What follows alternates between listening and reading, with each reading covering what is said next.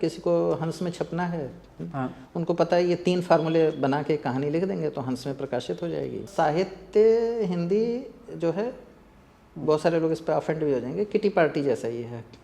हाँ हाँ कि 20 लोग हैं, एक ने बताया, चूंकि किटी पार्टी के सारे लोग एक दूसरे के मेंबर हैं, सब लोग जो है खुश हो जाएंगे। हाँ, कि लेकिन इसने कहा तो जैसे इसकी तो तारीफ करनी ही है, तो कर हाँ। देंगे तारीफ। क्यों अच्छे लेखक हो?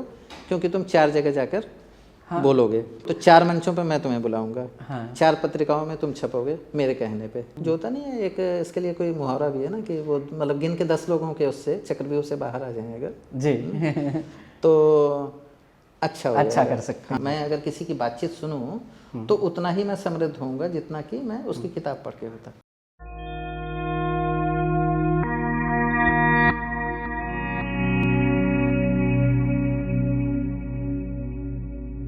नमस्कार दोस्तों, मैं हूं संजय सेफर्ड। मैं एक ट्रैवलर हूं, मैं एक लेखक हूं और देश दुनिया में घूमकर तरह तरह के विषयों पर लिखता रहता हूं, लोगों से मिलता रहता हूं। मुलाकात के इस सेशन में हमारे साथ हैं दिनेश श्रीनेश जी, जो कि एक लेखक हैं, एक पत्रकार हैं और लेखन की तमाम तरह की विधाओं पर काम करते रहते हैं। इनकी पहचान देश में एक बहुत ही अच्छे और मझे हुए पत्रकार के साथ साथ लेखक के रूप में भी है। तो आज मुलाकात में हम इन्हीं सारे मुद्दों पर बात करेंगे और जानने की कोशिश करेंगे कि इनका जो पत्रकारीय और साहित्यिक लेखन है वो किस तरह से समाज को प्रभावित करता है और किस दिशा में काम करता है। आपका स्वागत है सर। धन्यवाद संजय जी। सर, पहले शुरू करते हैं आपके लेखन से और सबसे पहले हम बात करेंगे कि आपकी जो किताब आ रही है जी, अभी आपकी नई किताब आ रही है, इसके पहले भी 3 किताबें आ चुकी हैं, तो उसके बारे में मैं जानना चाहूँगा आपसे। तो जो नई किताब आ रही है वो इस साल, नया साल आ ही गया, इस साल पुस्तक मेले तक आ जानी चाहिए जी। और किताब तो नई है लेकिन उसमें जो सामग्री है वो काफ़ी सालों के अंतराल में लिखी गई है। अच्छा। तो कहानियों की किताब है और जो भी मेरे अपने जानने वाले थे, जो मेरे कहानीकार के रूप से परिचित थे, उन सभी लोगों का पिछले 4-5 या कह लीजिए 6-7 सालों से आग्रह था कि अब एक किताब आ जानी चाहिए, कहानियों की एक किताब। कहानियों की किताब, क्योंकि मैं बहुत स्लो लेखक हूँ इस मामले में, तो कहानियाँ बहुत कम थीं और हर बार यही होता था कि एक नई कहानी जब तक जुड़ेगी नहीं, तब तक जो है वो किताब मुकम्मल अपनी शक्ल नहीं ले। हाँ, लोग कहते हैं उपन्यास लिखने में ज़्यादा टाइम लगता है, लेकिन मुझे भी यही लगता है कि कहानियाँ मतलब अलग अलग लिखी जाती हैं और तो एक लगभग उपन्यास जितनी ही मेहनत हो जाती है, क्योंकि ज़्यादातर कहानियाँ लंबी कहानियाँ हैं। वो 6-7 हज़ार शब्दों की कहानियाँ हैं। और पहली कहानी जो लिखी गई, कहानियाँ तो मैंने कॉलेज टाइम से ही लिखनी शुरू कर दी थी, लेकिन कभी छपने के लिए नहीं भेजा। तो 4-5 या 6-7 कहानियाँ ऐसी थीं जिसको लिखा, फिर सेटिस्फाइड नहीं हुए तो छोड़ दिया ऐसे ही। फिर पत्रकारिता चूँकि नौकरी शुरू हो गई, फिर थोड़ा डाइवर्ट हो गए। फिर एक समय ऐसा आया जब लेखन के लिए दोबारा से प्रेरणा मिली, तब मैं बरेली में पोस्टेड था और अमर उजाला में था। तो मैंने पहली कहानी ये सोच के लिखी कि नहीं, अब इसे प्रकाशित होना है। और मैंने थोड़ा मुझे ये लगा कि मैंने अपनी शैली भी पा ली, यानी कि जिस पर आप ये सेटिस्फाइड हो जाते हैं कि अब आप बिल्कुल सही जगह पर पहुंच गए हैं, अपने को साध लिया है जी। तो वो कहानी मैंने लिखी और रविंद्र कालिया मेरे पहले संपादक भी रहे थे जब मैंने पत्रकारिता शुरू की थी। अच्छा, तो ये कब की बात है? इलाहाबाद में मैंने शुरू किया था, ये बात है करीब 98 के आसपास की। 98, हाँ। तो गंगा यमुना करके एक पत्रिका, मित्र प्रकाशन, उस समय लगभग खत्म होने वाला था जी जी, जिससे माया, मनोरमा निकला कर जैसी पत्रिकाएं निकलती थी। तो उसी के एक शहर की पत्रिका थी, साप्ताहिक अखबार था वो, उसका नाम था गंगा यमुना और रविंद्र कालिया जी उसके संपादक थे जी। तो ज़्यादा समय नहीं काम किया मैंने, मेरे ख्याल से 6 महीने किया। उनके लिए मैं खास खबर लिखता था हर हफ्ते, जो शहर की साहित्यिक सांस्कृतिक गतिविधियों पर एक रिपोर्ट होती थी जी। तो जब मैंने ये कहानी कंप्लीट की, ये कहानी मेरी हुई 2005 में कंप्लीट जी। तो मैंने सोचा कि इसे किसे भेजूं, तो उस समय कालिया जी वागर्थ के संपादक थे। अच्छा, रविंद्र कालिया सर। रविंद्र कालिया जी। तो फिर मैंने सोचा इन्हीं को भेजते हैं। भेजा और उनको पसंद आ गया। कुणाल सिंह उस समय उनके साथ थे जी, जो अभी बनवाली के संपादक हैं। हाँ, मेरी मुलाकात है उनसे। हाँ, तो फिर जो है भेजा, उसके बाद से तब तो मेल वगैरह का कुछ, हाँ मैंने लिखा कंप्यूटर पे, मैंने पहली कहानी जो प्रकाशित हुई अच्छा, वो मैंने कंप्यूटर पे लिखी, कागज कलम से नहीं लिखी जी। तो ये भी एक मतलब बदलाव था उस समय, बदलाव था। और एक डेस्कटॉप खरीदा था ये 2-3 साल पहले, आई थिंक 1 साल पहले, और उसके बाद से उसी पर फिर मैंने इस कहानी को कंप्लीट किया। सर ये तो कहानियों की बात हुई, लेकिन अगर हम लेखन की बात करें तो नहीं, आप किताब के बारे में मैं जरा सा और उसको बता दूं, फिर तो मेरी बात कंप्लीट हो जाएगी। तो हुआ ये, फिर वो कहानी मैंने भेजी और कुछ समय बीत गया जब, तो मुझे लगा क्या हुआ, फिर मैंने कालिया जी को एक बार फ़ोन किया जी। तो उन्होंने कहा, वो बड़ा एक उनका अंदाज बड़ा बेफिक्र जैसा रहता था और मस्त सा, तो उन्होंने कहा हाँ छाप रहे हैं ना, तो ले आने वाली है अगले, चूँकि वो 2005 का एंड चल रहा था, तो 2006 में वो पहली कहानी प्रकाशित हुई। फिर 2012, 2018 इस तरह से कहानियों के बीच, तो इतना लंबा अंतराल है। तो ये तो अलग अलग समय को भी डिफाइन कर रही होंगी जहाँ तक। नहीं कर रही हैं वो, मेरा कहानियों का समय वो है कालातीत है, तो अच्छा कालातीत है। आपको पता नहीं चलेगा कि किस देश काल की कहानियाँ हैं। मतलब ऐसा नहीं है देश काल नहीं पता चलेगा, लेकिन जो मेरे लिखने का तरीका है वो थोड़ा अलग है जी, सामान्य जो पैटर्न है कहानियों का उससे अलग है। तो उम्मीद है बुक फेयर में हम लोगों को, बुक फेयर में बिल्कुल पूरी उम्मीद है पढ़ने को मिलेगी। तो इसी क्रम में हम बात कर रहे थे किताबों की, कहानियों की, तो मैं जानना चाहता हूँ लेखन की शुरुआत कहाँ से होती है और लेखन ही क्यों आपने चुना, ये भी एक सवाल। हाँ, इसका बहुत सीधा जवाब तो नहीं है, लेकिन बचपन में क्या हुआ कि घर में बहुत लिखने पढ़ने का माहौल था। अच्छा। मतलब जब पिताजी जब तक थे, पिताजी जल्दी गुजर गए मेरे, 10 साल की उम्र में गुजर गए, तो जब तक थे तब तक घर में बहुत पत्रिकाएं आती थी, लगभग हर पत्रिका आती थी। हाँ, साप्ताहिक हिंदुस्तान, धर्मयुग, अच्छा, माया, मनोरमा, हाँ, वो पत्रिकाओं का दौर था। हाँ, पत्रिकाओं का दौर था, मतलब हर तीसरे दिन एक पत्रिका होती थी घर में, और संग्रह करने का भी शौक था लोगों को, तो पुरानी पत्रिकाओं की जिल्द बना के।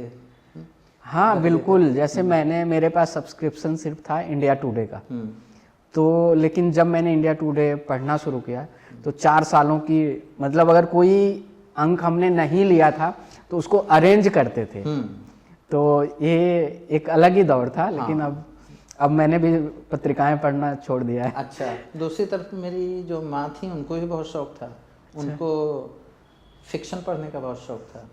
अच्छा। तो हिंद पॉकेट बुक्स की एक योजना निकलती थी, आजकल पेंगुइन दोबारा से उन सारी किताबों को बाजार में लेकर आया है। अच्छा, हिंद पॉकेट बुक तो डायमंड की थी ना? नहीं, हिंद पॉकेट बुक एक अलग ही थी। अच्छा, हाँ। अभी जब से इसको खरीदा है इन्होंने, पेंगुइन ने, उसके से वो सारी रिप्रिंट करा रहे हैं, अगर आपने गौर किया होगा। अच्छा। उसमें सारे जो है 1 रुपये या 2 रुपये उस जमाने में पतली किताबें होती थी, 100 पेज या 200 पेज, और उसमें सारा शरदचंद्र, प्रेमचंद, दोस्तोयस्की, मोपांसा, उनका अनुवाद। तो ये भी कुछ अलग था क्या? जैसे हम जो बुक्स देखते हैं उस समय ये पॉकेट बुक्स का चलन, डायमंड का भी पॉकेट बुक, उसका नाम पॉकेट बुक्स था, लेकिन जैसे आज हिंदी युग की किताबें हैं बिल्कुल वही कलेवर था, वही रंग रूप। अच्छा, तो थोड़ा सा मतलब कुछ भी पॉकेट जैसा कुछ नहीं था। एक घरेलू लाइब्रेरी योजना चला करती थी, उसके अगर आप मेंबर हो गए तो उसमें क्या होता था कि हर महीने डाक से 6 किताबें आती थी। अच्छा। हाँ, और 2 किताबें बीच बीच में फ्री दे देते थे, वो साल में 2 बार ऐसा मौका आता था। तो मतलब मेरे घर में कम से कम नहीं तो 400-500 किताबों का, सिर्फ हिंद पॉकेट बुक्स की किताबों का कलेक्शन रहा होगा जी। तो वो सारा पढ़ने को मिला बचपन में ही। हाँ। तो मतलब सारा तो नहीं पढ़ते थे, लेकिन जो रुचि जग गई। अब कृष्णचंद्र को पढ़ना शुरू किया, पसंद आ गए, तो 6-8 किताबें उनकी थी, कहानियाँ, उपन्यास सब पढ़ डाला। फिर बलवंत सिंह को पढ़ा, पंजाब के कई लेखकों को पढ़ा। हाँ। फिर विदेशी साहित्य में रुचि हुई, तो जो भी अवेलेबल था, हाँ, चेखोव, मोपांसा, दोस्तोयस्की, जो भी अनुवाद अवेलेबल था वो सारा का सारा पढ़ा। तो अभी क्या क्लासिक्स कम हुए हैं? जैसे अभी हम लोग हैं, तो मैंने भी जब पढ़ना लिखना शुरू किया तो यही होता था, लोग कहते थे कि क्लासिक्स पढ़ो, तो हमने रशियन लिटरेचर पढ़ा, चाहे पोएट्री पढ़नी थी तो यूरोप के, अमेरिका की जो पोएट्री थी, एमिली डिक्सन वगैरह को पढ़ना शुरू किया।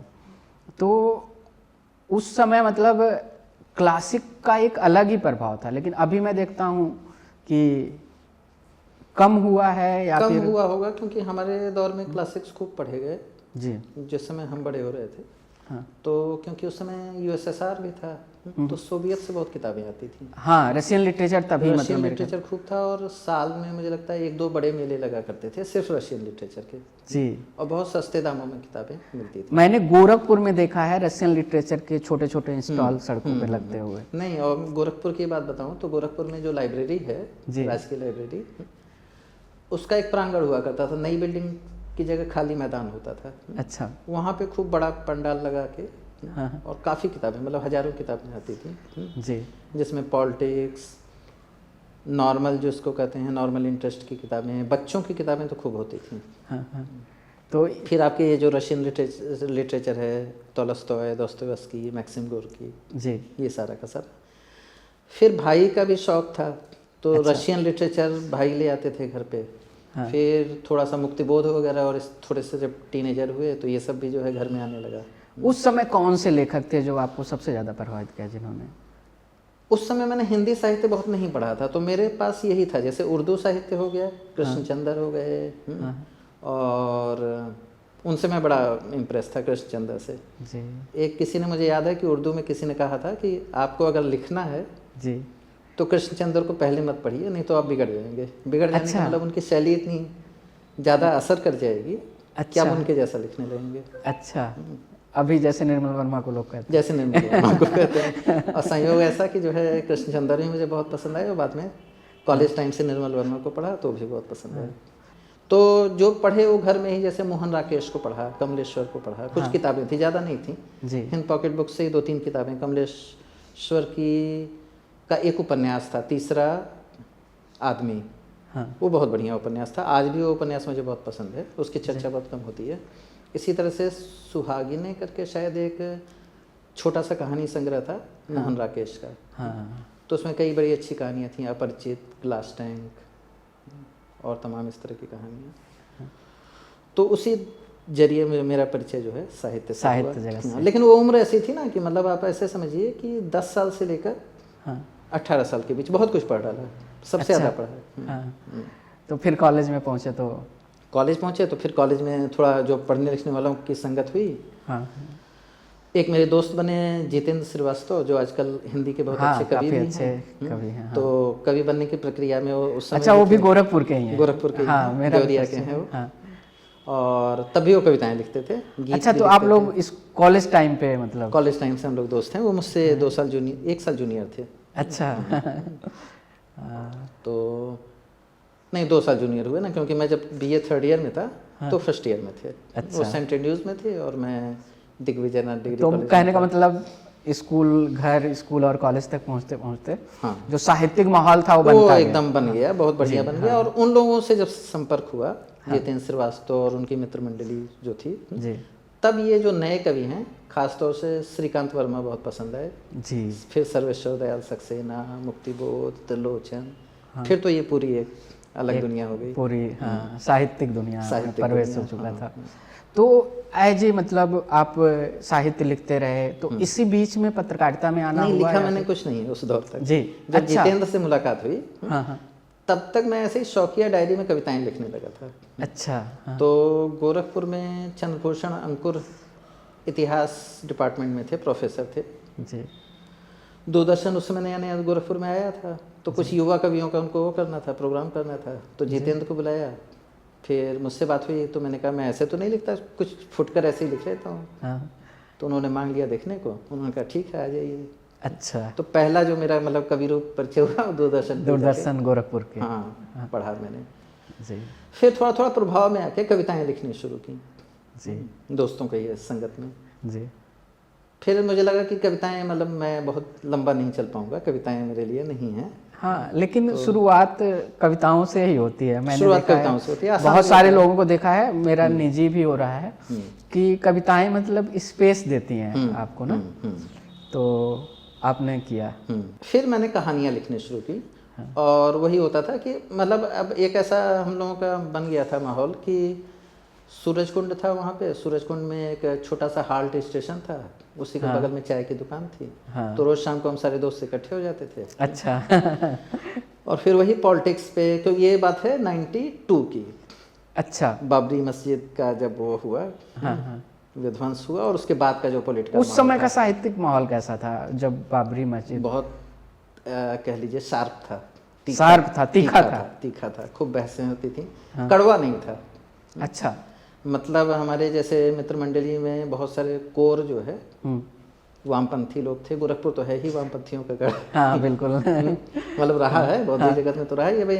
आपके जो है लाल बहादुर वर्मा से फिर दिशा छात्र संगठन बना, फिर दूसरा वाला उससे टूट कर बना। वहाँ साहित्यिक माहौल भी बहुत समृद्ध रहा। साहित्यिक माहौल समृद्ध रहा। संघ के भी कुछ लोग आते थे, लड़के आते थे। अच्छा, तो खूब बहसें होती थी आपस में,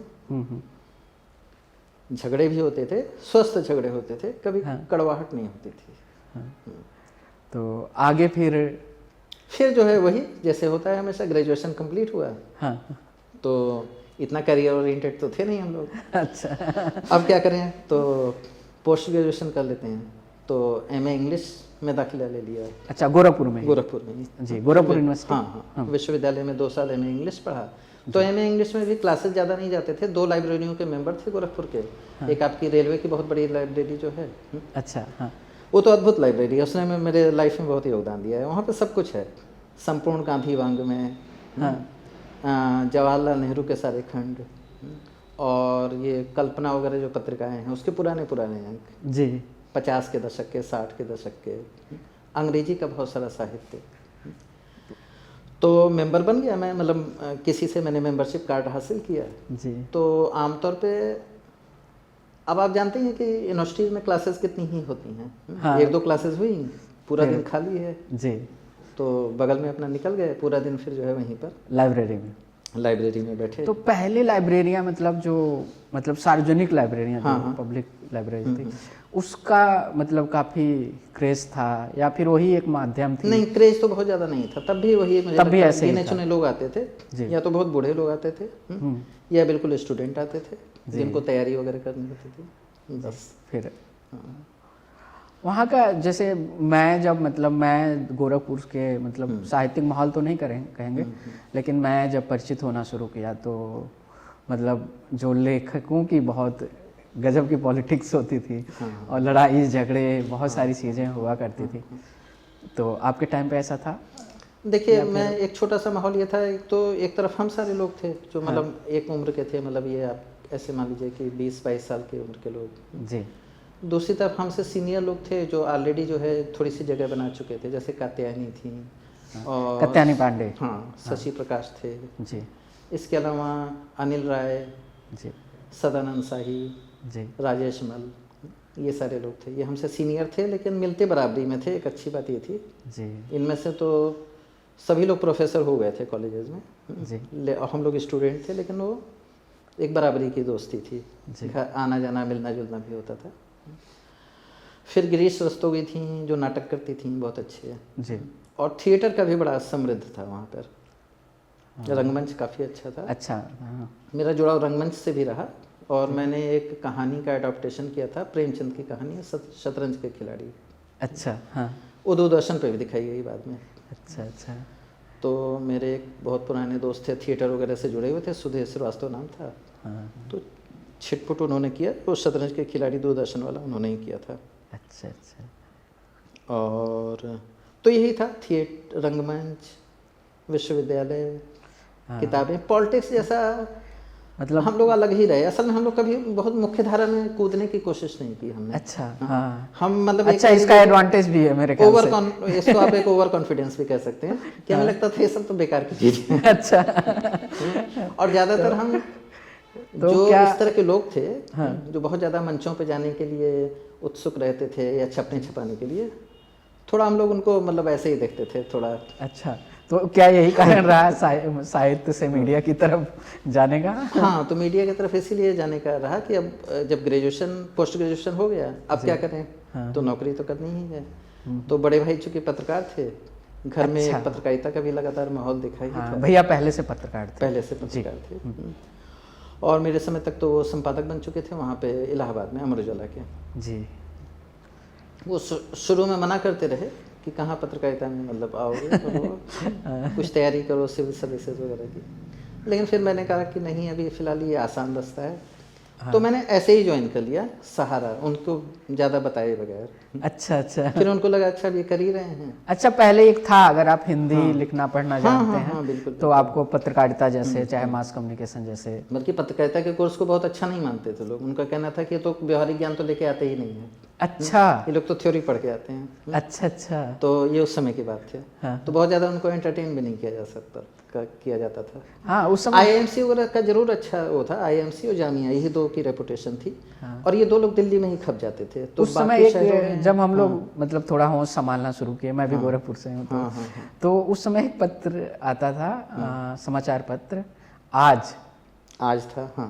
आज सबके लिए ट्रेनिंग सेंटर हुआ करता था, क्योंकि वो पैसे वैसे बहुत कम देते थे। हाँ, तो और वो सस्ता न्यूज़पेपर भी था। हाँ, और साल 2 साल लोग काम करते थे। हाँ। और सीख के फिर अपना दूसरी जगहों पर जाते थे। फिर मैंने इलाहाबाद से करियर शुरू किया। फिर भाई ने बुला लिया इलाहाबाद, और मैंने एक तरह से कह लीजिए सबसे पहले मैंने जनसत्ता के लिए काम करना शुरू किया। वहाँ से शुरू किया, मतलब पत्रकारिता का करियर। नहीं, उसके पहले वाला मैं बस इतना बता दूं कि हाँ, जब उन्होंने बुलाया उसके ठीक पहले मैंने 6-8 महीने सहारा के लिए काम किया। सहारा मतलब शुरुआत मतलब सहारा से करा, फिर आपने जनसत्ता में, फिर वहाँ से पत्रकारिता, वहाँ से फिर अमर उजाला परमानेंट जो है जॉब मिली। फिर बरेली आ गया, बरेली लंबा समय रहा। तो दोनों में मतलब एक तरफ मीडिया है, एक तरफ साहित्य है। इंडिया में मतलब जैसे मैं भी जब पत्रकारिता करता था तो लोग यही बोलते थे कि मीडिया अपने चाइल्डहुड स्टेज में है, जबकि साहित्य को तो लगभग 1000 साल तो हो ही गए होंगे ना, लेकिन मीडिया के लिए ऐसी भावना रखी जाती थी। तो दोनों के बीच में आप साहित्य भी करते थे, मीडिया भी ज्वाइन कर लिया, तो तारतम्य बनाना कैसे संभव हुआ? शुरू में तो बहुत मुश्किल हुई थी, क्योंकि था क्या कि मेरा जो सारा डिसिप्लिन था वो एकेडमिक टाइप का हो गया था। यानी कि लघु पत्रिकाओं के लिए आलेख लिख रहे हैं, कविताएं लिख रहे हैं, और वो सारी चीज़ें। जब अखबार में आए तो वहाँ सीधे सीधे रिपोर्ट्स लिखनी थी। तो फिर एक तरह से कह लीजिए नए सिरे से भाषा को पकड़ना गढ़ना सीखा। और उसमें पत्रकारिता के जो मेरे सीनियर लोग थे जी, उन लोगों ने बहुत मदद की। मदद का मतलब उनसे बहुत कुछ सीखा भी, मदद भी की और खुद से भी सीखा। हाँ, साहित्य करके मीडिया की तरफ आना सच में मुझे भी लगता है कि कठिन होता है। आपको जल्दी आप खुद भी नहीं अडॉप्ट हो पाते उस वाले माहौल में, और वो भी नहीं आपको जल्दी से वो लेते हैं उसमें। और कई बार ये लगता है कि जब हम साहित्य लिख रहे हैं उसमें तो ये होता है कि हम एक कहानी लिख रहे हैं, वो आने वाले कई सालों तक, किताबें कई सालों तक जाती हैं, और जो जिस माध्यम के लिए पत्रकारिता हम कर रहे हैं, समाचार पत्र है, पत्रिकाएं हैं, उनकी जो वो ज़्यादा से ज़्यादा 1 महीने में एक्सपायर हो जाती हैं। लेकिन एक बात है, वही बात मैंने जब समझी मीडिया में आकर जी, कि पत्रकारिता आपको एक बहुत ही ज़बरदस्त अनुशासन दे देती है। भाषा का अनुशासन, तथ्यों का अनुशासन, और भाषा लिखे गए शब्द के प्रति जवाबदेही और जिम्मेदारी। यानी कि आप ऐसे समझिए इस बात को कि अगर मैं कुछ भी लिख रहा हूँ, अगले दिन उसको जो है 1000, 2000, 10,000 लोग पढ़ते हैं। हाँ, वो तो आपके आलेख में भी दिखता है कि कितनी डिसिप्लिन राइटिंग है। बिल्कुल। और जब आप कोई पढ़ रहा है, पढ़ने के हिसाब से वो रिएक्ट करता है जी। एक बहुत छोटी सी बात मैं बताना चाहता हूँ यहाँ पे, कि मैं वहाँ पर वो करता था, ट्रेड यूनियन कवर करता था बरेली में जी।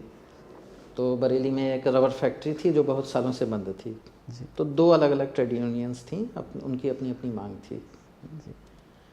तो उसमें बस इतना हो गया था कि एक लाइन थी कि फला फला ट्रेड यूनियन ने भी ये मांगे दोहराई, ठीक है। यानी कि 3-4 ट्रेड यूनियंस थी, सब एक ही चीज़ के लिए लड़ रही थी। तो उसमें एक लास्ट में एक ट्रेड यूनियन जो बची, उसके बारे में मैंने कहा कि इन्होंने भी वही मांगे दोहराई जी। तब क्या होता था, हम हाथ से लिखते थे और कंपोज होता था जी। तो दोहराई की जगह वो ठुकराई हो गया। अगले दिन उनका फ़ोन आया कि सर वो तो बड़ा गड़बड़ हो गया, आपने लिखा है कि हमारी ट्रेड यूनियन ने सारी मांगे ठुकरा दी। अच्छा। अब तो हमें मारने के लिए लोग खड़े हुए हैं वहाँ पर कि आए तो इनको पीटा जाए। तो फिर मैंने कहा कि नहीं, इसको ऐसा करते हैं, आप मुझसे एक बार बात करिएगा, इसको जो है क्लैरिफिकेशन। तो मतलब देखिए, एक शब्द का जो एक शब्द के हेर फेर से भी कितना दुनिया बदल सकती है किसी के लिए। तो ये बात पत्रकारिता में ही जाके पता चलती है। तब आप ये जो मतलब साहित्य में जो एक बहुत बड़ी कमी है ना कि आप कुछ भी लिख लेते हैं, उससे आप बचने लगते हैं, मतलब उसको संतुलन आने लगता है कि कुछ भी नहीं लिखना है, जो लिखना है पूरी जिम्मेदारी के साथ लिखना है, उसका भविष्य वर्तमान सब देख के लिखना है। और कई बार मुझे ये भी लगता है कि दोनों अलग अलग विधाएं हैं। जैसे कल मेरी बात हो रही थी, संडे नव भारत के एडिटर राजेश मित्तल जी हैं, तो आपका भी जिक्र हुआ, हमारी भी कुछ बातें हुई। तो उसमें बात हुई कि हम किसी विषय पे चर्चा कर रहे थे, तो उन्होंने पूछा कि आपने ये भी लिखा है किस ब्रांड के जूते पहने। मतलब एक किताब में की चर्चा हो रही थी जो लिखना हो रहा है, तो आप ये लिखते हैं कि किस ब्रांड के टेंट यूज करें। तो मैंने कहा सर इतने माइक्रो लेवल पे किताबों में जाना संभव नहीं है, क्योंकि वो चीज़ हमारे लिए आज हमने कोई ब्रांड बता दिया, लेकिन कल वो ब्रांड नहीं रहेगा बिल्कुल। हो सकता है कि 2 साल बाद ही खत्म हो जाए, साल भर बाद, तो हम उस लेवल पे जा भी नहीं सकते साहित्य में। तो थोड़ा कुछ चीज़ें तो मीडियम पे भी डिपेंड करती हैं। तो फिर आगे की जर्नी फिर, और इसके बाद पत्रकारिता पे ही पूरा फोकस हो गया, क्योंकि वही मेन अपना ध्येय बन गया। उसी में अपनी जगह बनानी थी जी। तो अगले जो साल रहे, यानी कि मैंने 98 से जो पत्रकारिता शुरू की, तो 2006 तक 5-6 तक तो लगातार मतलब मैं अमर उजाला बरेली में रहा और उन्हीं के लिए अलग अलग काम किया। काफ़ी लोग इस दौरान मिले जिनसे काफ़ी कुछ सीखा। प्रभात सिंह तो किताबें इस बीच चल रही थी? नहीं, कुछ नहीं चल रहा था, मतलब मिलना जुलना चल रहा था। हाँ, साहित्यिक माहौल था, पर लिखना पढ़ना भी चल रहा था। और हमारे जो साथ के लोग थे वो भी काफ़ी साहित्यिक रुचि के लोग थे। जैसे भी प्रभात सिंह का मैं बता रहा हूँ, अभी उनकी मार्क टोली की किताब का उन्होंने अनुवाद किया है जो राजकमल से आया है। हाँ, मैं परिचित हूँ। तो वो मेरे जो है वो थे, सीनियर थे उस समय जी। और उनका काम कराने का तरीका भी बड़ा डिसिप्लिन वाला था जी, और बहुत क्रिएटिव भी थे। तो बहुत सारी चीज़ें वो कराते थे कि इस तरह की रिपोर्ट लिख के ले आओ। एक बार मुझे याद है उन्होंने कहा कि एक केवल बाजार का माहौल लिख के ले आओ। अच्छा। मैं गया बाजार, देखा, लिख के ले आया, तो जमा नहीं उन्हें। मैंने कहा कोई बात नहीं, फिर से करते हैं, फिर लिख के ले आया। उसके ठीक पहले प्रताप सुमनसी जो बहुत अच्छे शायर भी हैं जी, तो उनके साथ भी काम किया। फिर वीरेंद्र डंगवाल सलाहकार संपादक बने। हाँ, काफ़ी अच्छा। उसी दौरान उनको साहित्य अकेडमी भी मिला मेरे साथ, मतलब जब मैं उनके साथ काम कर रहा था जी। तो उन्होंने मुझे बहुत सारी जिम्मेदारियां दी। उन्होंने मुझे फ्रंट पेज पे ले आए। उन्होंने मुझे जो है जो मेन खबर होती थी अखबार की, लीड खबर, उसको रीराइट करने की जिम्मेदारी देते थे कि इसकी पूरी भाषा बदलनी है। हाँ। इसको बहुत ही रुचिकर और बहुत ही अच्छा बनाना है। अभी युवाओं में भी उनकी काफ़ी चर्चा होती है। हाँ, वीरेंद्र डंगवाल की कविताएं जी, और बाकी कविताएं वगैरह तो मतलब मैं उनको बहुत अच्छे कवियों में गिनता हूँ हिंदी के। इसके अलावा उनका एक आखर नाम से उन्होंने एक साहित्यिक सप्लीमेंट शुरू किया।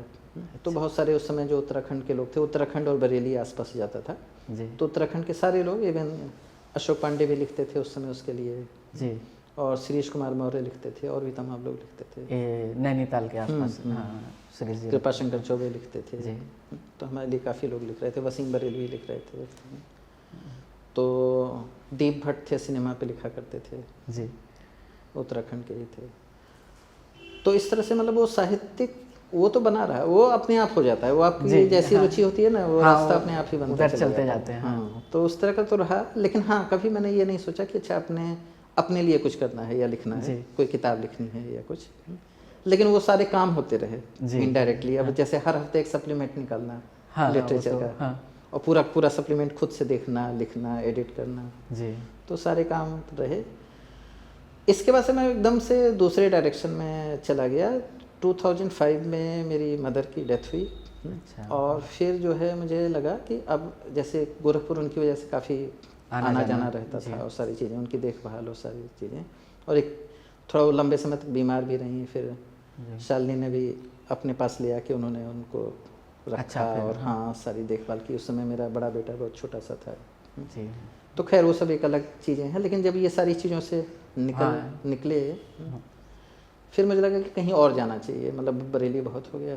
तो मैंने जयपुर आने की कोशिश की, भास्कर में, दिल्ली आने की कोशिश की, कहीं बात नहीं बनी। अचानक से एक ऑफ़र मिला लखनऊ जाने का, तो फिर मैंने लखनऊ आई नेक्स्ट ज्वाइन किया उसकी लॉन्चिंग टीम का मेंबर बना। हाँ उस अखबार की शुरुआत में खूब आलोचना हुई हिंदी इंग्लिश हाँ, के शब्दों का इस्तेमाल करने से, लेकिन हमारे लिए एक नया प्रयोग था। तो हमने उस प्रयोग में भी खूब मन लगा के काम किया। लेकिन मज़ेदार था, मज़ेदार प्रयोग था, मतलब मज़ेदार प्रयोग था, बहुत कुछ नया सीखा वहाँ पे। एक नया अखबार बनता कैसे है वो पूरा का पूरा सीखा जी। लेकिन 1 साल के अंदर लगने लगा कि ये सही ट्रैक नहीं है, और उसी समय मैंने ब्लॉगिंग शुरू कर दी थी। ये बात है जब आर्कुट आया था, blogspot.com की दुनिया उस समय बहुत ही वाइब्रेंट हुआ करती थी। उस समय जो ब्लॉगर थे सारे ही लोग, मतलब मनीषा पांडे ब्लॉगर थी जी, सुजाता ब्लॉगर थी, चोखेर वाली के नाम से उनका ब्लॉग था। अपने अजय ब्रह्मात्मक जी जो है ब्लॉगर थे। हाँ, प्रमोद सिंह ब्लॉगर थे। और मैं था, अशोक कुमार पांडे थे, रवीश कुमार थे। अच्छा, हाँ, तो अविनाश दास थे मोहल्ला। तो ये सारे लोग लिख ही रहे थे इंटरनेट पे, और मैंने इंटरनेट पे लिखना शुरू किया तो इत्तेफाक से जो है मुझे एक इंटरनेट का ही ऑफ़र मिल गया बेंगलोर से। और ये हुआ कि एक हम वन इंडिया का हिंदी एडिशन शुरू करना चाहते हैं, आपको बतौर एडिटर बुलाना चाहते हैं। अच्छा। तो मेरे लिए तो बेंगलोर बहुत दूर की चीज़ थी, कभी जाना भी नहीं कोई दूर दूर तक, अपना मेरे जानने वालों में कोई था भी नहीं सर्कल में। तो खैर हिम्मत करके गए वहाँ पर। फिर 3 साल वहाँ पे अच्छे भी थे, काफ़ी कुछ सीखा, डिजिटल जर्नलिज्म सीखा और बाकी चीज़ें सीखी। कितना अलग रहा, मतलब बरेली से लखनऊ फिर साउथ? बहुत अलग रहा। मतलब आप देखिए, ट्रेडिशनल अखबार है अमर उजाला, वहाँ से हम जागरण ग्रुप में गए। जागरण ग्रुप भी ट्रेडिशनल है, लेकिन वो ट्रेडिशनल के भीतर हाँ एक नवाचार वो लोग करने जा रहे थे। तो नवाचार के विरोधी भी बहुत थे वहाँ पे, इन हाउस भी बहुत विरोधी थे। लगभग सारे संपादक नाराज थे कि ये कौन सा अखबार है। जागरण के अंदर मालिकों में भी कुछ परिवार के सदस्य जो है, मैं उस समय देख रहा था बहुत सारे सोशल सेक्टर में अलग अलग सेक्टर में काम कर रहे लोग भी, मतलब तो वो लोग भी आपस में भी संदेह की स्थिति थी कि पता नहीं ये प्रयोग कर रहे हैं सफल होगा कि नहीं होगा। लेकिन ठीक है, मतलब लोगों ने किया अपना, बहुत मन लगा के किया। और टेबलाइट जर्नलिज्म सीखी वहाँ से, समझ में आया कि क्या होता है। अच्छा। एग्जाम्पल मॉडल पे डिस्कस होता था कि जो जैसे जो दूसरे टेबलाइट जर्नल है ना, जो बाहर के, चाहे वो अमेरिका के हों या यूके के हों, उन सारे पे बात होती थी। उनका पैटर्न कैसा है, फ्रंट पेज कैसा होना चाहिए, खबरों को कैसे जो है तीखा या चटपटा बनाते हैं वो लोग, सारी चीज़ों पे बात होती थी। और तो वो भी एक अलग अनुभव था। और जब ऑनलाइन में आए तो एक अलग अनुभव रहा। हाँ, मतलब ऑनलाइन की दुनिया उसमें जैसे जो ब्लॉगिंग जो लोग करते थे, मतलब अलग अलग विषय पे अलग अलग की ब्लॉगिंग होती थी। और ब्लॉग स्पॉट मेरे ख्याल से ब्लॉग स्पॉट पे सारे लोग थे। और उन लोगों की आपस में एक वो बन गई थी, दोस्ती हो गई थी। तो जैसे अब सारे लोग इसी तरह जाने ना, अविनाश दास उसी तरह से अविनाश दास से परिचय हुआ। रवीश कुमार उस समय कॉलम लिखा करते थे हिंदुस्तान में, तो वो हर ब्लॉग के बारे में लिखते थे। तो उन्होंने फिर इंडियन बायोस्कोप के बारे में लिखा। फिर मैंने उनको फ़ोन करके धन्यवाद दिया, फिर उनसे परिचय हो गया। फिर इधर जो है अजय जी तो चूँकि हमारे जागरण में थे ही साथ साथ, तो थोड़ा बहुत परिचय था, लेकिन ब्लॉगिंग के दौरान ज़्यादा गहरा परिचय हुआ। तो मैं ये जानना चाहता हूँ, जैसे साहित्य और मीडिया से तो आपका परिचय हो गया, लेकिन अक्सर आपके जो लेख हैं वो सिनेमा पर आधारित होते हैं। हाँ, हमने काफ़ी कुछ पढ़ा सिनेमा पे। तो इस सिनेमा से जुड़ाव कहाँ से होता है? ये भी पारिवारिक ही रहा है। मेरे जैसे भाई को शौक था सिनेमा का, माता जी को भी बहुत ज़्यादा शौक था। अच्छा। हाँ, तो अब फिल्में देखते थे या लिखते पढ़ते भी थे? फिल्में देखते थे, लेकिन देखते थे बड़ी चुनिंदा। मतलब जैसे ये सारी फिल्में हैं ना कि अर्ध सत्य देखी उस समय सिनेमा हॉल में जाके। और उसके पहले भी जो अमोल पालेकर वगैरह की फिल्में बचपन में जो है, मतलब इंडियन क्लासिक। हाँ, इंडियन क्लासिक्स जो था, घर ये सब रिलीज़ होती थी। घरौंदा, अमोल पालेकर की ये फिल्में थी जहाँ तक मुझे याद आ रहा है। हाँ, घर तो रेखा की थी। फिर जैसे माँ को भी ये था कुछ सेलेक्टेड चीज़ें पसंद थी कि नहीं ये फिल्म आई है तो ये जाएंगे देखने, तो अक्सर मैं ही लेके जाता था। तो शौक़ वहाँ से लगा।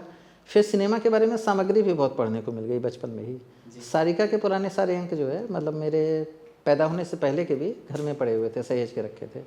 100-200 अंक थे।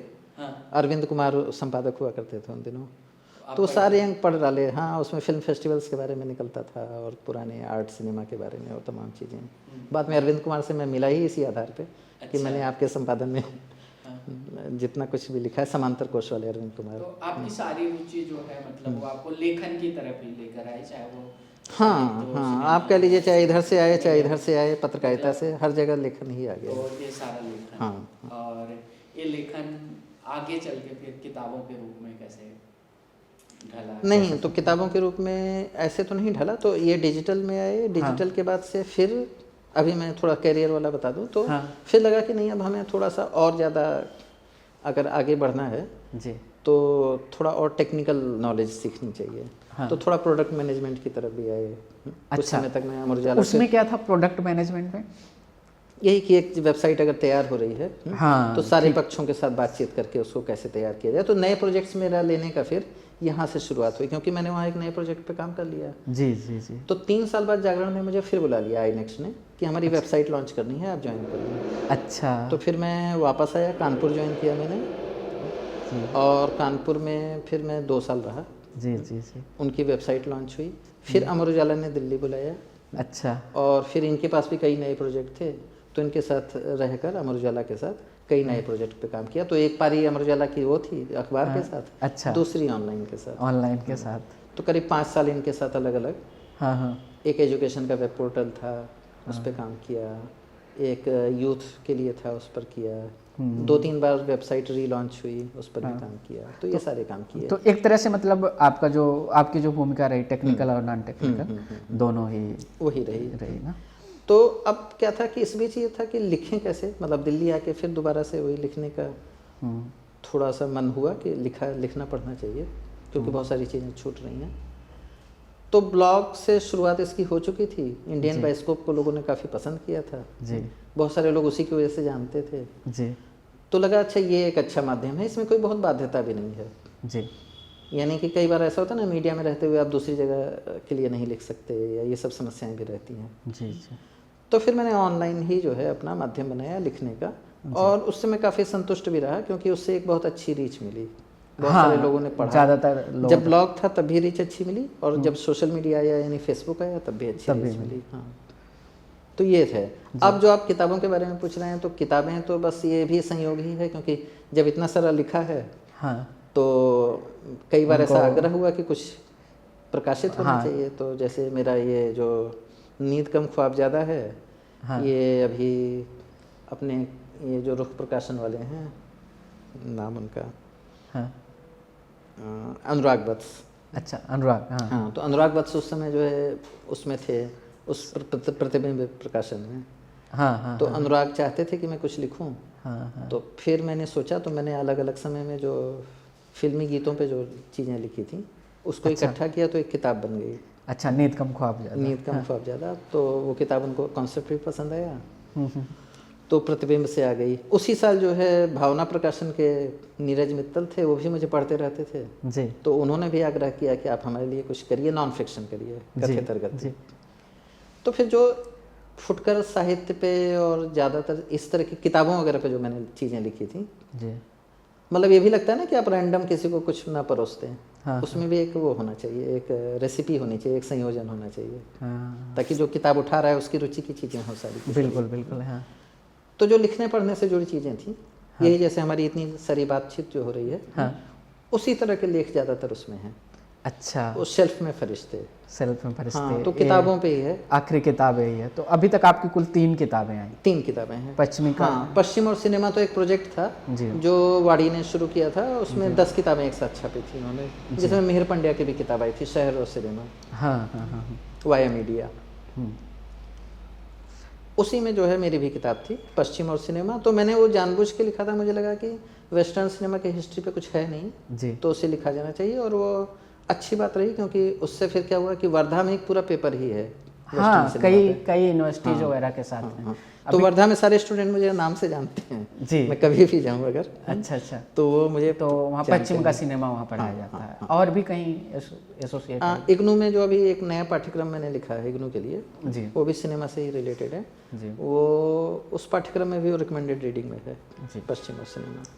तो जो आपका लेखन है, जैसे साहित्यिक लेखन है चाहे मीडिया लेखन, इसको सिनेमा ने किस तरह प्रभावित किया, चाहे किस हद तक प्रभावित किया?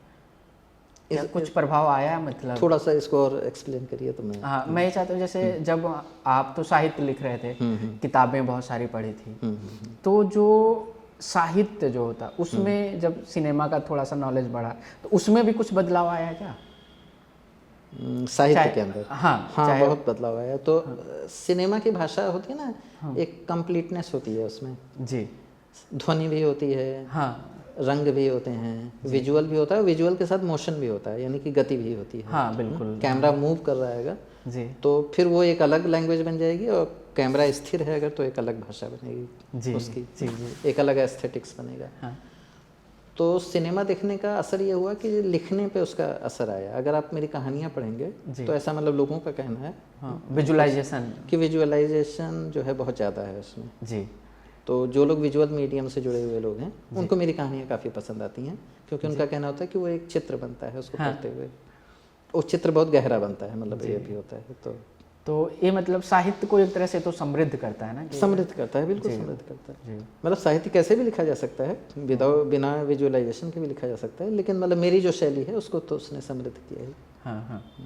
तो अभी मैं समझना चाहता हूँ कि जैसे आपका जो नॉलेज है इतना विविधतापूर्ण रहा है, और जब हम कोई लेख भी हम जब पढ़ते हैं तो उसमें हमें मतलब पहले जब हम सीख रहे थे मीडिया में अलग अलग विधाएं सीख रहे थे तो एक लेख होता था, एक फीचर होता था, तो मुझे कभी कभी लगता है आप तो पूरा फीचर लिख देते हैं, A to Z जानकारी होती है। तो हमारे लिए तो ये बड़ी बात होती है कि एक जगह पे बहुत सारी चीज़ें मिल जाती हैं। इसमें एक इंटरेस्टिंग बात है कि इग्नू ने एक बार मुझे ये काम ही दिया था फीचर राइटिंग के लिए जी, एक पूरा का पूरा पाठ्यक्रम लिखना था जी, 4 बुकलेट उसकी जो अभी पढ़ाई जाती हैं वो ग्रेजुएशन लेवल पे है, वो फीचर राइटिंग पे वो मेरी ही लिखी हुई हैं। हाँ, लेकिन ये अच्छा है, जब हम पढ़ रहे थे तो कम से तो कम मैंने काफ़ी लोगों को उसमें समेटा था। अनिल यादव ने अखबारों में बहुत अच्छा लिखा था। अनिल यादव कहानीकार तो अच्छे हैं ही, जी, जी, वैसे भी बहुत अच्छे गद्यकार हाँ, हैं। उनका कोई देश है महाराज शायद, हाँ, बहुत ही कलेक्शन ही है। अद्भुत किताब है वो तो। जी, यह भी कोई देश है महाराज। हाँ, तो उन्होंने अखबारों में जो लिखा था ना,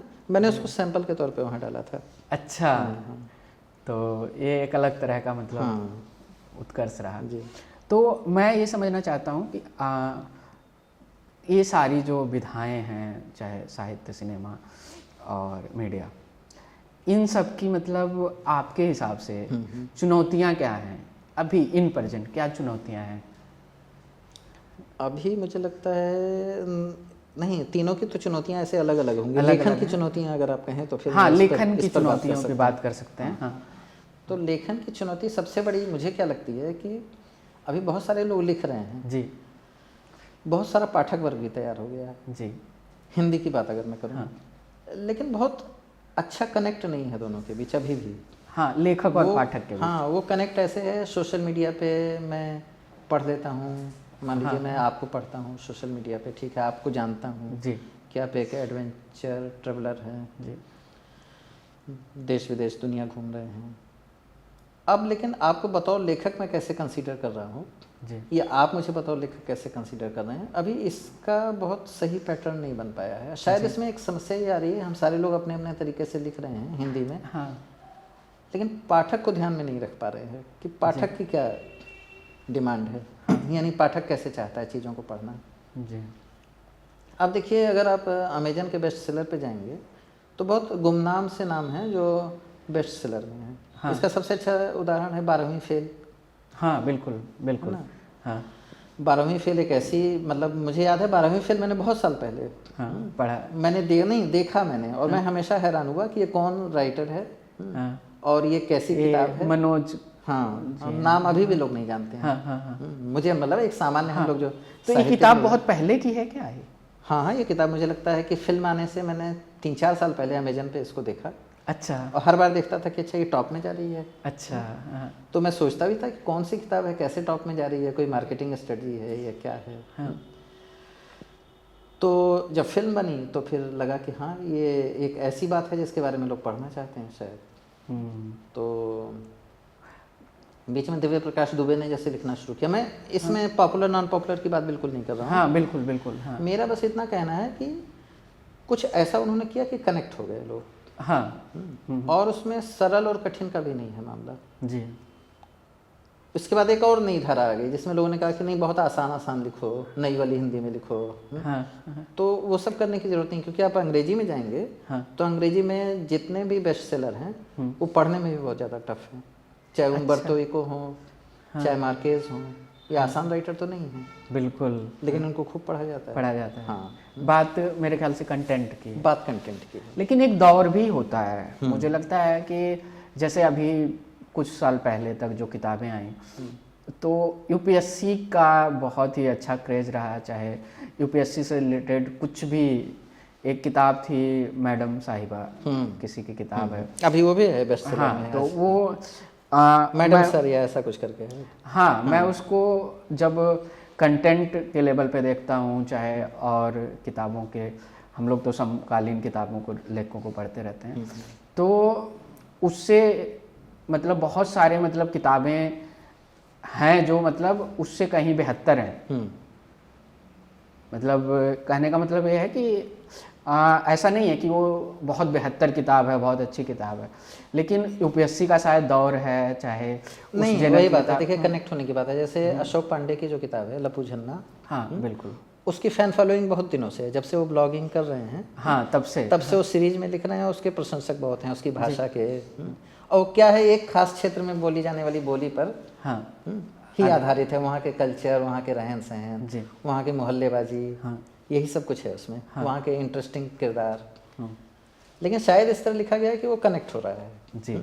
दिव्य प्रकाश दुबे को मैं इसलिए कह रहा था क्योंकि वो लड़का, जैसे आप गोरखपुर से आके दिल्ली बसे हुए हैं जी, या आईटी कंपनियों में तमाम ऐसे बच्चे हैं जो कोई पटना से आया हुआ है, कोई कहीं से आया है, ऐसे पुणे बेंगलोर में रह रहे हैं, उनके पास अपनी अपनी मेमोरीज हैं जी, गली में क्रिकेट खेलने की जी, लाउड स्पीकर पे कीर्तन, छोटी मोटी लव स्टोरी, चाय की दुकानों पे बैठे हुए हैं, गपशप कर रहे हैं जी। तो ये सब नहीं था, ये सब जब किसी ने किसी रूप में देना शुरू किया तो लोगों को अच्छा लगा, मतलब जो यूनिकनेस, जो यूनिक चीजें आई, मतलब साहित्य में, चाहे सिनेमा में भी बात, बहुत बनावटी भी लिखा गया है ना साहित्य में। अब ये है कि ठीक है, अब किसी को हंस में छपना है, उनको पता है ये 3 फार्मूले बना के कहानी लिख देंगे तो हंस में प्रकाशित हो जाएगी। बिल्कुल, लिख दिया, भले वो पाठक पढ़े ना पढ़े।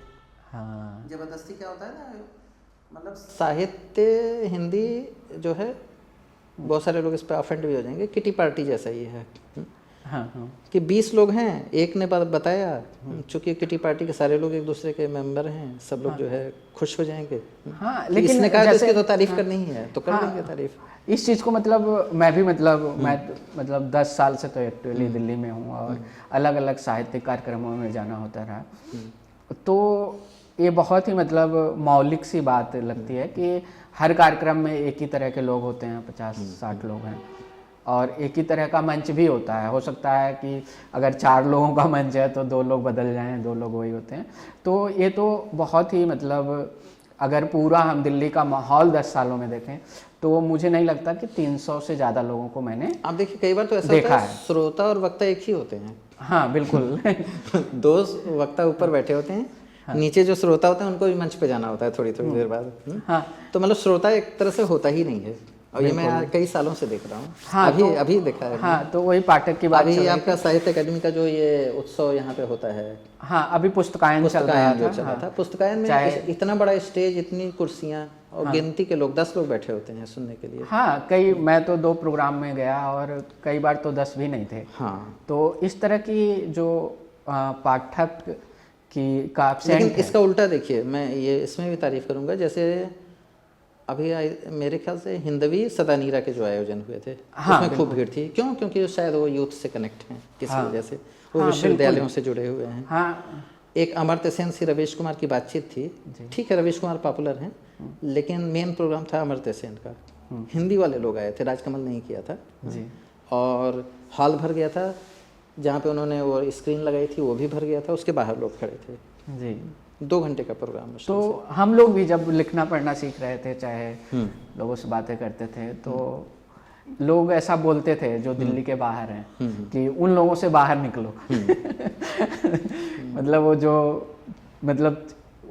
जो तय कर रहे हैं वो तुम्हें मतलब एक लॉबिंग में, एक वो में, मतलब आपका जो रचनात्मक जीवन है वो विविधतापूर्ण नहीं हो पाएगा। बहुत तय करना बहुत आसान हो जाता है ना। जैसे मान लीजिए आपने कुछ लिखा जी, अब लिखने के बाद वैलिडेट कैसे करें? तो मैं बैठा हूँ, मैं कहूँगा लाओ मैं वैलिडेट करता हूँ जी, यानी कि मैं कहूँगा तुम अच्छे लेखक हो। हाँ, और दिल्ली में ऐसा होता है। हाँ, दिल्ली में ऐसा होता है। उसके बाद से क्यों अच्छे लेखक हो? क्योंकि तुम 4 जगह जाकर बोलोगे। बिल्कुल। तो 4 मंचों पे मैं तुम्हें बुलाऊंगा, 4 पत्रिकाओं में तुम छपोगे मेरे कहने पे, हो गई वैलिडेशन। लेकिन असली वैलिडेशन तो तब है ना जब एक आपका बिल्कुल गुमनाम पाठक आपका पढ़ के आपके पास आए और कहे कि मैं आपको बहुत पसंद करता हूँ। बिल्कुल। और ये चीज़ मतलब मुझे लगता है छोटे शहर के जैसे जो लिखने पढ़ने वाले लोग हैं, चाहे नए लड़के हैं, गोरखपुर, इलाहाबाद, बनारस, भोपाल, तो उनके लिए तो ये चैलेंज रहता ही रहता है। बिल्कुल रहता है। देखिए वो एनर्जी भी खत्म इन लोगों ने कर दी जी। जैसे हम लोग जब पढ़ा करते थे तो हम जिनको पढ़ते थे उन्हीं को अपना मानक मानते थे। अगर हम श्रीकांत वर्मा का मगध पढ़ रहे हैं, मगध एक बहुत बेहतरीन जो है वो संग्रह है जिसमें उन्होंने मिथकों को लेकर राजनीति पे कविताएं लिखी हैं श्रीकांत वर्मा ने। तो अब क्या है, उस लेवल की अगर कोई चीज़ आप पढ़ रहे हैं और आप सोचते हैं कि मैं ऐसा लिखूं तो बहुत बड़ी चुनौती हो जाती है। बजाय इस बात के कि कोई लोकल आलोचक आपको आके कह दे कि ठीक है तुमने तो बहुत बढ़िया लिखा है, थोड़ा और सुधारो जी, और फिर अगले कवि सम्मेलन में मैं तुमको बुलाता हूँ। हाँ, सोशल मीडिया ने जो एक मैंने बदलाव देखा कि इन्होंने जो एडिटर की भूमिका थी उसको खत्म कर दिया। उसको खत्म, यहाँ राइटर ही एडिटर है, इसका भी प्रभाव पड़ा है। उसकी भी अपनी कमियां हैं, लेकिन ठीक है, मुझे लगता है इसमें ज़्यादा स्वतःस्फूर्त लिखना तो है। जैसे इतने सारे कार्यक्रम होते हैं, हम पाठकों की बात कर रहे थे, उनकी कम होती संख्या पे बात कर रहे थे, तो क्या लेखक बढ़े हैं?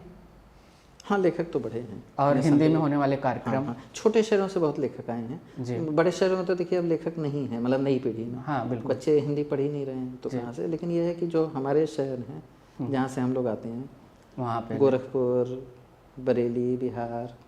अब आप देखिए ना, एक मैं बरेली में चूँकि रहा हूँ, मेरा सेकंड होम टाउन में बोलता हूँ उसको। अब देखिए बरेली में आज की उर्दू शायरी में कितने सारे लोग हैं। आप देखिए वसीम बरेली से स्टार्ट करिए। बिल्कुल। हाँ। उसके बाद से आपकी आ गए क्या कहते हैं, शारिक कैफ़ी जी, आज की डेट में बहुत पॉपुलर है। शारिक कैफ़ी हम लोगों के दोस्त रहे और हमेशा जो है वो ज़्यादातर बहुत कम लिखते थे जी, ज़्यादातर पत्रिकाओं में, छोटी पत्रिकाओं में उर्दू की कहीं भेज देते थे बस जी। लेकिन रेख्ता का जब उनको मंच मिला उसके बाद से यूथ ने उनको इतना पसंद किया कि आज की डेट में वो भी दूसरे नंबर के एक स्टार शायर हैं। तो इन कार्यक्रमों की अंशु, मेरे ख्याल से अंशु मिश्रा नाम है ना जी, अंशु मिश्रा। हाँ, अंशु बरेली के। हाँ, तो काफ़ी अच्छा लगता है। हाँ, तो देखिए ना लोग आ रहे हैं अलग अलग जगहों से। हाँ, छोटी जगहों से भी अच्छे लोग आ रहे हैं। मैं समझना ये चाह रहा था कि जैसे जो कार्यक्रम होते हैं, जैसे आपने रेख्ता की बात की, रेख्ता में से मतलब मंच मिला, तो कई बार ये होता है ये मंच भी जो है ये एक लेखक की जो प्रासंगिकता है उसको बांधने में या फिर उसको बनाने में काम कर पाते हैं?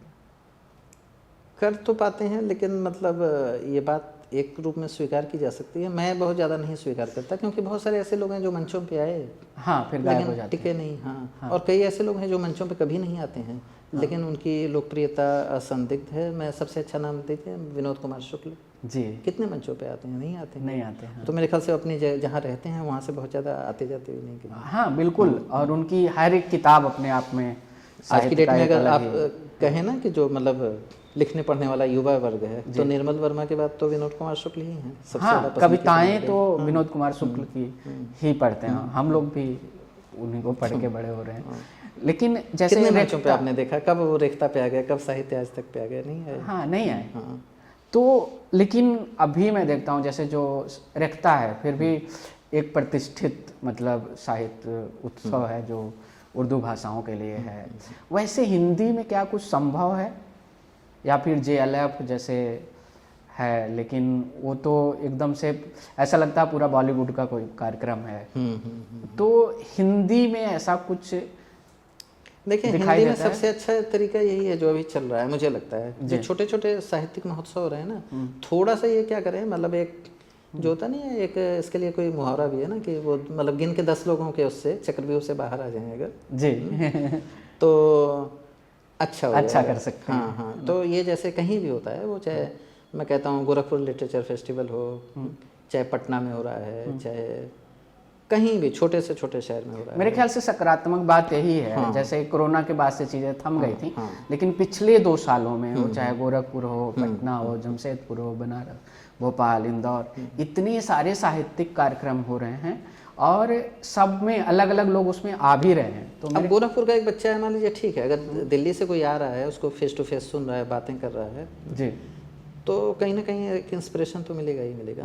और स्थानीय लोगों को भी थोड़ा सा जगह देनी चाहिए हिंदी की। लेकिन जो बड़ी संस्थाएं हैं जैसे साहित्य अकेडमी है, चाहे भारत भवन में बहुत सारे कार्यक्रम होते हैं, केंद्रीय हिंदी संस्थान आगरा है, बहुत सारे लोग हैं, कुछ जैसे रजा फाउंडेशन भी हैं, ये कई मामले में तो ठीक है, बड़े लेवल पे काम करते हैं और अच्छा काम भी कर रहे हैं।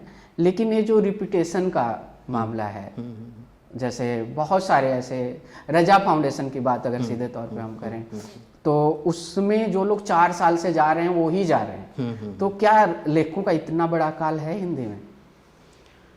हाँ नहीं, लेकिन रजा फाउंडेशन ने एक काम तो किया है कि जो उनका वो होता है ना, एक युवा कविता का एक युवा साल होता है, उसमें तो नए लोगों को बुलाते हैं।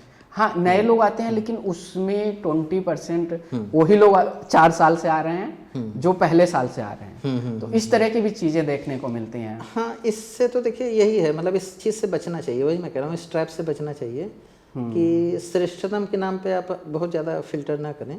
हाँ, और भी अच्छे लोग हैं, चूँकि उसमें मेहनत लगेगी आपको आइडेंटिफाई करने में, उनको बुलाने में, लेकिन जब तक मौका नहीं देंगे तब तक पता कैसे चलेगा जी। तो ये तो है। हाँ, लेकिन रजा फाउंडेशन काम तो अच्छा ही, हाँ, बहुत बेहतर काम है। युवा में मैं भी था।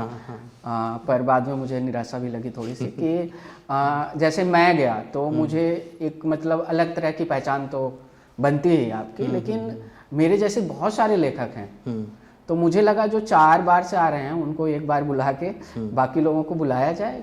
एक बड़ा मतलब साहित्यिक परिदृश्य है भारत का और हिंदी का इतना समृद्ध है, तो उसमें बुलाया जाए लोगों को। तो इसलिए मैंने आपसे सवाल किया। और जो नए लिख पढ़ रहे हैं उनके बारे में, मतलब उनके लिए साहित्य का कुछ किस तरह का लेखन होना चाहिए? चाहे नहीं, नए लोग तो अच्छा लिख रहे हैं, इसमें कोई दिक्कत नहीं है। बस ये है कि जो बात मैं पहले कह रहा था कि कनेक्ट जितना ज़्यादा वो अपने पाठकों से बनाएंगे उतना अच्छा रहेगा। जितना ज़्यादा इन लोगों से मतलब मंच साहित्यिक मठों से दूर रहें उतना ही बेहतर मुझे लगता है कि काम कर पाएंगे। हर आदमी अपने में इंडिविजुअली कैपेबल हो सकता है कि वो अपनी जगह बना ले जी, अपनी एक ख़ास जगह बना ले, और वैलिडेशन के खेल से दूर ही रहना चाहिए मुझे लगता है, क्योंकि उस वैलिडेशन का कोई महत्व नहीं होता है। आप कितने लेखकों को उसके पुरस्कार की वजह से जानते हैं? नहीं जानते हैं। आप लेखक को लेखक होने की ही वजह से जानते हैं, उसकी किताबों की वजह से जानते हैं। थोड़ा बहुत है, ज़्यादा से ज़्यादा 2 पुरस्कार आप जानेंगे, ज्ञानपीठ, साहित्य अकेडमी, हाँ बिल्कुल, भारत भूषण अग्रवाल जान जाएंगे, क्योंकि वो एक पर्टिकुलर कविता के लिए दिया जाता है जी। लेकिन इसके अलावा जो तमाम इधर उधर के सम्मान होते हैं उसको कौन गिनती है? वो तो सिर्फ वो है कि हाँ, आपके ड्राइंग रूम में मतलब लग जाए, पीछे लग गया तो चाहे थोड़े समय के लिए आप थोड़ा सा थोड़े दिन के लिए वो बूस्ट है। लेकिन वो बूस्ट क्यों है? अगर आप जरूरत नहीं है, आप समर्थ लेखक हैं तो उसकी भी तो जरूरत नहीं है। तो बस यही है, मुझे तो लगता है यही करना चाहिए। बाकी तो अभी लोग तो बहुत अच्छा लिख रहे हैं। अभी का जो लेखन है काफ़ी विविधतापूर्ण हो चुका है। पहले जैसे हमारे पास सेलेक्टिव मीडियम थे, चाहे हम किसी पत्रिका के लिए लिख रहे हैं, चाहे किताबों के लिए लिख रहे हैं, लेकिन अभी सोशल मीडिया भी है, ब्लॉग्स भी हैं और पब्लिशिंग के भी मतलब अब किताबों तक सीमित नहीं रही। अब तो ऑडियो बुक्स निकल रही हैं और बाकायदे उनके राइट्स भी बिकते हैं, फिल्म राइट्स बिक रहे हैं, किंडल एडिशन का अलग से एक प्रभाव है। तो आने वाले समय को आप साहित्य को तकनीकी तौर पे, जैसे आपका जो विविधतापूर्ण नॉलेज तकनीकी में भी रहा है, तो किस तरह से देखते हैं ये साहित्य किधर जाने वाला है? मुझे लगता है फ्यूचर तो 2 ही चीज़ों का उभर के आएगा। एक तो किताबें रहेंगी, किताबें हटेंगी नहीं जी, और क्योंकि हमेशा ये बात कही जाती है अच्छा किताबें ख़त्म हो जाएंगी। अभी भी देखिए डिजिटल डिवाइस में पढ़ना बहुत मुश्किल है। मैं व्यक्तिगत बता रहा हूँ तो कोई बहुत रेयर किताब है जो आउट ऑफ प्रिंट हो चुकी है, तभी मैं डिजिटल डिवाइस पे पढ़ूंगा जी, या डिजिटल डिवाइस पे, चूँकि मैं डिजिटल डिवाइस पे भी पढ़ता हूँ, मेरे पास किंडल है जी। लेकिन यह है कि प्रिय किताब है तो कागज़ पे जी, और कोई ऐसी किताब है जिसमें मतलब लग रहा है कि ठीक है वन टाइम रीड है, जी जी। और मुझे यहाँ किंडल पे मिल जाएगी, अगर 200 रुपये की किताब है यहाँ मुझे 50 रुपये में मिल जा रही है, या फ्री में मिल जा रही है जी, तो मैं पढ़ लूँगा उसे। तो किताबें रहेंगी एक बात। दूसरा जो माध्यम बहुत तेज़ी से उभर के आएगा वो पॉडकास्ट आएगा जी, क्योंकि उसने जो है किताबों की जगह ले ली है। हाँ, हम और आप जो बातचीत कर रहे हैं शायद यही बातचीत आज से 10 साल पहले कहीं छपती, आप बात करते, रिकॉर्ड करते, फिर नोट डाउन करते जी फिर किसी पत्रिका में डालते। जी, अभी बहुत सारे ऐसे लोग हैं जिनके पास वो मटेरियल है जो किताबों का मटेरियल है, लेकिन वो हम पॉडकास्ट के रूप में सुनते हैं, जैसे विकास दुबे की। हाँ बिल्कुल, हाँ तो दर्शन पूरा, इतिहास से जुड़ी बातें, वो सारी चीज़ें जो किताब वो लिख के कर सकते थे वो काम वो अपने पॉडकास्ट से कर रहे हैं जी। रवीश कुमार जो काम एक पत्रकार होकर करते, कहीं एक अखबार निकलते खुद से, वो अपने यूट्यूब चैनल के जरिए कर रहे हैं जी। तो या फिर ये हो गए, क्या कहते हैं, ध्रुव राठी हो गए, वो भी जो चीज़ें कर रहे हैं वो छोटी छोटी किताबें ही है ना, वो छोटी छोटी बुकलेट ही है जो उनका 30 मिनट। हाँ मतलब इसका जो डिजिटल माध्यम आगे बढ़ेगा। आप ज्ञान को लीजिए ना, आप एक ज्ञान की परंपरा को लीजिए कि एक बात है मुझे कहनी है जी, मुझे दर्शन पे बात कहनी है अपनी, मुझे मान लीजिए कि चारवाक के दर्शन पे बात करनी है, या मुझे सामान्य बुद्ध पे बात करनी है। अब उसके तरीके क्या हो सकते हैं बात को कहने के? एक तो ये कि मैं लिखूं और कोई पढ़े उसे। दूसरा तरीका ये हो गया कि मैं कहीं किसी माध्यम के जरिए फिर उसी बात को कह सकूं जी। तो ये जो ऑडियो वीडियो माध्यम आया है, खासतौर से ये जो कन्वर्सेशनल माध्यम आया है ना, इसके जरिए बात कहना बहुत आसान हो गया है। क्यों? एक चीज़ ये भी होती है ना कि बात को मैं कह तो दिया मैंने किसी भी माध्यम से, सामने वाला कितना ग्रहण कर रहा है उसको। बिल्कुल बिल्कुल, हाँ। तो रीडिंग के बाद जो दूसरा सबसे सहज ग्रहण करने वाला माध्यम है वो सुनना ही है।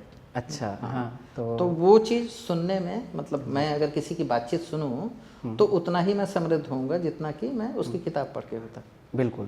तो जब डिजिटल की बात कर रहे हैं तो AI जो है, अभी तो जैसे अगर आपको प्रॉम्प्ट देने आता है तो विद इन सेकेंड वो एक आर्टिकल लिख के दे देता है। पहले तो हमें लग रहा था कि भाषा के स्तर पर बहुत सारी गलतियां हैं, लेकिन अब तो काफ़ी अच्छा, मतलब फिल्टर्ड कंटेंट आ रहा है और अच्छा होता जाएगा वो आने वाले सालों में। हाँ। तो ये लेखन को प्रभावित करेगा या फिर इसको आप किस तरह से? हाँ, इसमें वो जो लेखन है जो थोड़ा मैकेनिकल लेखन है उस पर तो असर पड़ेगा जी। खासतौर से जो कंटेंट राइटिंग का जो वो था, मतलब रोजगार था, उस पर भी असर डालेगा जी। जिसमें बहुत सारे लोग अभी तक लिख के पैसे कमा लेते थे कि किसी कंपनी के लिए हमने प्रेस रिलीज लिखनी है या हमें कुछ अनुवाद ट्रांसलेशन का काम करना है, मैकेनिकल काम। क्रिएटिव काम में अभी भी बहुत गुंजाइश है। हाँ, लेकिन क्रिएटिव काम में जो सबसे बड़ा काम होता था रिसर्च का, तो आपको हेल्प ही करेगा ना। मैं एक छोटी सी बात बता रहा हूँ कि आपको लिखना है, मान लीजिए उत्तराखंड के सुदूर पहाड़ों पे जो गांव हैं वहाँ के जनजीवन पे जी। तो दो तरीके से लिखा जा सकता है जी। पहला ये तरीका हो सकता है कि ढेर सारा डाटा लेके आए हैं आप जी, और वो डाटा डाल दें AI में और उसके बाद से वो ये रिपोर्ट तैयार करके दे देगा। बिल्कुल ठीक है। उसमें सब कुछ होगा कि गांव में जो है कितने किलोमीटर चढ़ के लोग चढ़ जाते हैं, पानी और ये तमाम समस्याएं, जंगल में लकड़ियाँ बीनना, शेर बाघ सब कुछ। एक होता है कि आप गए वहाँ पर 1 महीने रहे और आपने अपनी कलम से एक ब्यौरा लिखा जी। तो फिर आप कैसे लिखेंगे? फिर आप ये लिखेंगे कि मैं किसी फला के घर गया, उनके घर में एक रूम उन्होंने मुझे दे दिया, वहाँ मैं रहता था, उनका एक छोटा सा बच्चा था, वो रोज़ मुझे सुबह जगाने आता था, फिर मैं पैदल टहलता था, फिर मैं एक गांव में गया तो मुझे पता चला कि अरे यहाँ पे रात में बाघ आता है, बकरियाँ उठा ले जाता है, कल एक आदमी को उठा ले गया। ये ब्यौरे AI नहीं लिख सकता, ये वो प्रमाणिक ब्यौरे होंगे जो आपने अनुभव किए हैं। तो अनुभव वाले लेखन की वैल्यू बढ़ेगी। हाँ, लोग उसी को पढ़ना पसंद करेंगे, क्योंकि क्या होगा ना, आज AI से अभी तो थोड़ा सा लिखा जा रहा है, अभी देखिएगा हजारों किताबें आ जाएंगी। मैंने एक चीज़ देखा कि AI का जो सबसे खतरनाक पहलू जो मैंने एक्सपीरियंस किया, मैं एक गाँव के बारे में कुछ जानना चाहता था और वो गाँव एग्जिस्ट करता है या नहीं करता है कुछ भी नहीं पता। मैंने प्रॉम्प्ट डाला कि एक गांव है और इसकी इतनी पॉपुलेशन है, इसके बारे में कुछ लिखना है, और उसको शायद नेट पे ना अवेलेबल हो और वो गांव मैं जानता भी हूँ एग्जिस्ट कर रहा। लेकिन जब एआई से जो जानकारी मुझे मिली वो बहुत ही जनरल जानकारी थी, लेकिन उसी फॉर्म में थी जैसे हम लिखते हैं, बहुत 100% झूठी जानकारी थी। तो ये जो एआई का फैक्ट चेक है, मेरे ख्याल से ये राइटरों की स्थिति को बरकरार रखेगा। चैलेंजेस हैं, इसीलिए मैं कह रहा हूँ कि ये सारी चीज़ें अभी ये, लेकिन उसने अच्छी बात ये लगी कि क्रिएट करके दिया, लेकिन गलत बात ये कि वो चीज़ एग्जिस्ट ही नहीं कर रही है। तो ये वही बात हो जाएगी जैसे जब इलेक्ट्रॉनिक मीडिया आया तो लोग कहते थे प्रिंट खत्म हो जाएगा, लेकिन सभी के एक म्यूचुअल अंडरस्टैंडिंग के साथ काम कर रहा है। तो मेरे ख्याल से अभी तो वही है, जैसे बाजार नहीं, फैक्ट्रियाँ बनी तो मशीनी चीज़ों से बाजार पट गया जी, सिंथेटिक कपड़ों से पट गया और तमाम चीज़ों से।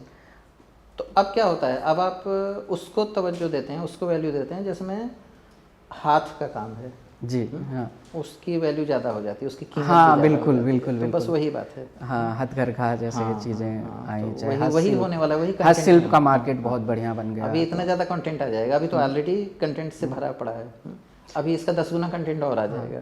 एक अब हम आखिरी तरफ बढ़ रहे हैं, एक सिनेमा से जुड़ा मेरा सवाल है कि अभी जो बॉलीवुड है उसकी स्थिति खराब चल रही है हर तरह से, मतलब तो आने वाले समय में इसका जगह चाहे OTT की वजह हो, साउथ का सिनेमा जबकि अच्छा चल रहा है, तो बॉलीवुड के भविष्य को आप किस तरह से समझ पा रहे हैं?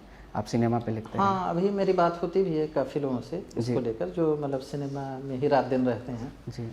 तो बहुत सही जवाब तो उनके पास भी नहीं है, क्योंकि इधर इंडस्ट्री पे बहुत असर भी पड़ा है जी। मुझे क्या लगता है कि अच्छा, इसमें यही नहीं है कि मतलब ये सिर्फ अपनी बॉलीवुड की बात है, हॉलीवुड भी परेशान है।